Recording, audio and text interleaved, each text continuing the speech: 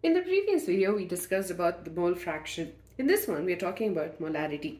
Molarity is denoted by the capital letter M, and its definition is the number of moles of the solute dissolved in 1 liter of the solution. So, molarity is also given like this. So, molarity equals to number of moles of the solute divided by the volume of solution,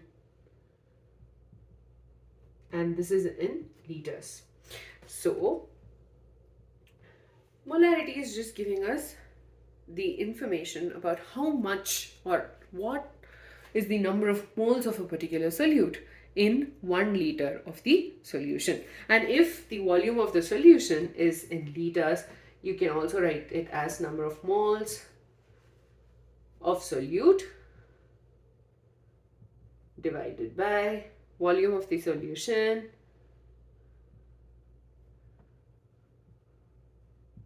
in ml into 1000. So that's the formula when you have it in ml, the volume in milliliters. Now, what's the unit of molarity? Now think about this, the number of moles. Okay, so the number of moles, that is Na or Nb, its unit is going to be moles, right? And it is divided by liters. So the unit of molarity is moles per liter. Or you can, or moles per ml, but generally the unit is moles per liter. Now let's take an example. You have a solution. I say, okay, you have a solution which is 0.25 molar NaOH. So let's say 0.25 molar NaOH solution is given to you. What is the information you get from this? So 0.25 molar, which also means 0.25 moles per liter, right? So this means 0.25 moles of what? NaOH is dissolved in 1 liter of solution. Notice we are not saying 1 liter of, just the solvent or 1 liter of that particular thing. We are calling it 1 liter of the solution. And so in 1 liter of the solution, 0.25 moles of sodium hydroxide has been dissolved. And that means that the molarity is 0.25 molar. Okay. I think that's about it for molarity. Just remember the formula. And the thing is, for such questions or like for such concepts, again, I know I'm repeating this so many times, but I would suggest for you to go back to class 11 and just go over the mole concept again, because it'll make all of this much, much, much more easy than it has to be.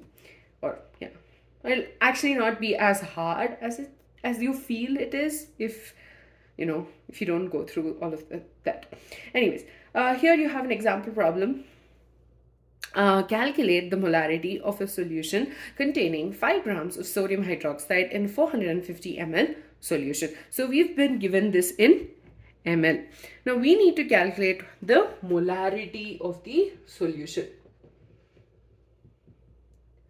Okay, we need to calculate that. Now, what have we been given? Usually for certain problems or certain questions like this, I always prefer to write the, whatever is given to us, so that it's easier to know what is there and what's not there, and like you can figure stuff out from that.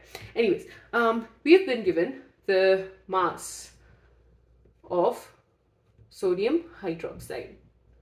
That's 5 grams. Okay, and we've also been given the volume of solution. That's equal to 450 ml. Now I don't want to convert it when we have a formula which we can directly use. Okay, so from this we know that we have this. We've been given this Okay, so we need to calculate the number of moles. So the number of moles is equal to mass by molar mass. So number of moles is mass by molar mass. So the number of moles, that is N of NaOH, will be equal to the mass of NaOH by molar mass. So now we need to calculate the molar mass of sodium hydroxide. So NaOH